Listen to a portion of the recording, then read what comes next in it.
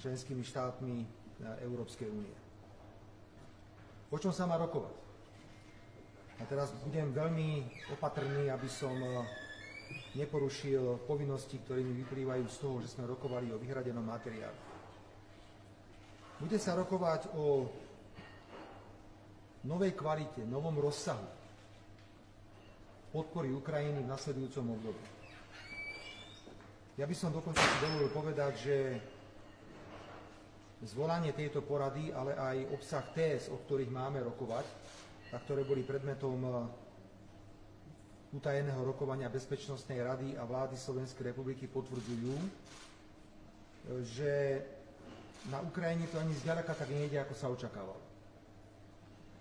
A môj názor, oficiálne prezentovaný 1000-krát, zopakujem aj teraz, pre mňa je dnešná porada potvrdením, že stratégia Západu úplne zlyhala, pokiaľ ide o Ukrajinu. Napriek tomu chcem ísť v konštruktívnej atmosfére a konštruktívne pripravený na toto rokovanie, hoci z téz, o ktorých sme rokovali, ide mraz po chrbte.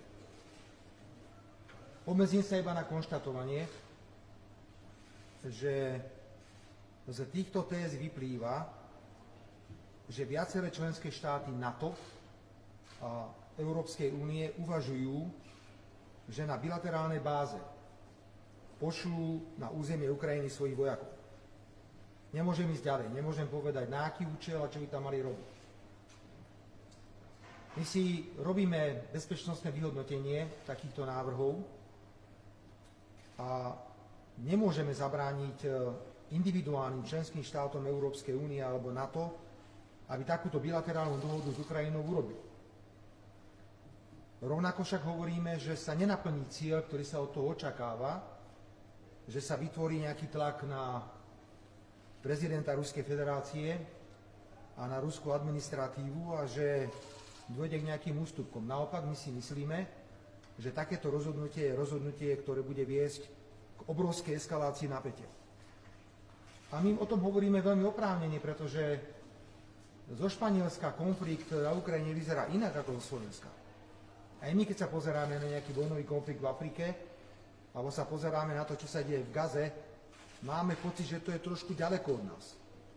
Ale v tomto prípade, keďže ide o návrhy, ktoré sa týkajú priamej účasti vojakov členských štátov NATO a Európskej únie v tom konflikte na Ukrajine, sa oprávnene pýtame, a kde sú naše bezpečnostné záruky? Čo z tohto všetko môže vypadnúť? Aké riziká? A tá eskalácia napätia podľa mňa je jednoducho obrovská. Čo môžem povedať je, že je dohoda medzi koaličnými partnermi a takto sme to vyhodnotili aj na Bezpečnostnej rade, že Slovensko na bilaterálnej báze nebude ponúkať Ukrajine možnosť spolupráce vo forme, že by naši vojaci išli na Ukrajinu. Žiadny vojak zo Slovenska nepôjde na Ukrajinu. Nebudem teraz robiť ani politické vyhlásenia, ani iné k tomuto záveru. A máme to plne pod kontrolou, pretože takýto návrh musela schváliť Národná rada a takýto návrh musí podať vláda. Teda vláda, a to je dohoda koaličných partnerov, ktorí boli prítomní na rokovaní, lebo ide o vážnu vec. Sme sa dohodli, že nebudeme podávať nikdy žiadny návrh na vyslanie slovenských vojakov na Ukrajinu. Vidíme obrovské bezpečnostné riziká v bilaterálnych dohodách, ktoré sa pravdepodobne v krátkom čase uzatvoria medzi inými členskými štátmi NATO a Európskej únie, ktorí chcú poslať na Ukrajinu svojich vojakov. Kde chceme byť aktívni? Naďalej platí, že chceme pomáhať Ukrajine, pokiaľ ide o odmiňovanie. Viete, že 2 stroje Božena boli kúpené ministerstvom zahraničných vecí. Uvažuje sa o ďalších strojoch, ktoré by mohli pomôcť. To je nesmrtiaca pomoc.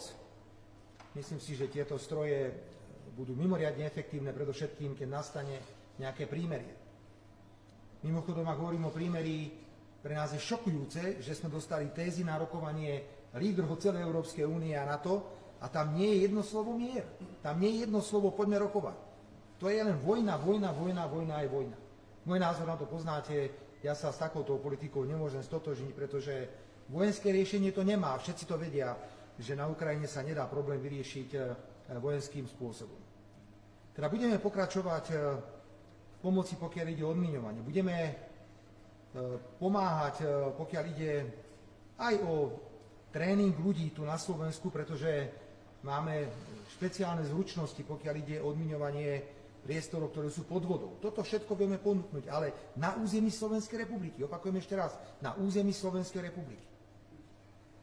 Prítomnosť prípadná cudzích vojakov členských štátov NATO a Európskej únie vytvára pre Slovensko bezpečnostné rizika aj z toho dôvodu, že budú určite predmetom záujmu ruských ozbrojených síl. A čo keď títo vojaci budú v bezprostrednej blízkosti slovenských hraníc?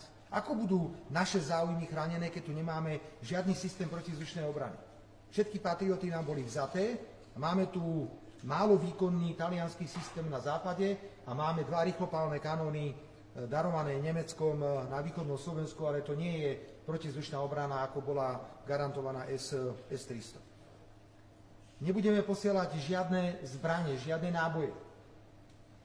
Budeme sa vyslovene orientovať na pomoc civilného nesmrtiaceho charakteru, tak ako sme to hovorili aj doteraz. A v tejto politike nedôjde k žiadnej zmene a máme na tom dohodu aj v rámci celej koalície. Dovolte mi, aby som ešte povedal aj to, že kam to má smerovať celé. Prosím, toto nie je bublina, čo tu teraz hovorím. Ja si to jednoducho neviem predstaviť, že na území Ukrajiny budú vojaci členských štátov NATO.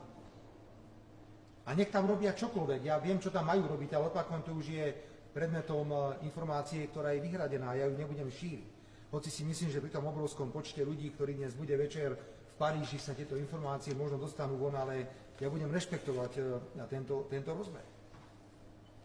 My sme mimoriadne nervózni z tohto vývoja, pretože ničomu to nevedie, budú len ďalší mŕtvi. Nevidíme žiadnu perspektívu mierových rokovaní a preto sme zaujali jednoznačný postoj. Slovenská vláda bude robiť suverénnu slovenskú zahraničnú politiku presne takú, ako sme si napísali do programového vyhlásenia vlády. A preto hovoríme nie prípadnej účasti slovenských vojakov na území Ukrajiny, znovu rešpektujúc, ako som povedal, čo urobia iné krajiny. A opätovne hovoríme nie, pokiaľ ide o smrtiacu pomoc zbrane pre Ukrajinu z výniku komerčných dodávok, pretože dajme teraz nabok morálku a všetky tie krásne vzletné reči, pretože ak sa bavíme o komerčných dodávkach, tak ich robí prakticky celý svet. Na záver mi dovolte povedať, dámy a páni, že pokúsim sa dnes v Paríži opätovne otvoriť tému, prečo, ak máme tento plán vojnový, vojenský, zmeny rozsahu a kvality pomoci Ukrajine, prečo nemáme mierový plán? Prečo sa nezostaví nejaká skupina významných členských štátov, ktorí začnú hovoriť s tou Ruskou federáciou aj s tou Ukrajinou? Nič také neexistuje. Všetci chcú len pokračovanie zabíjania. Nie, ďakujem, toto nie je politika, ktorú by som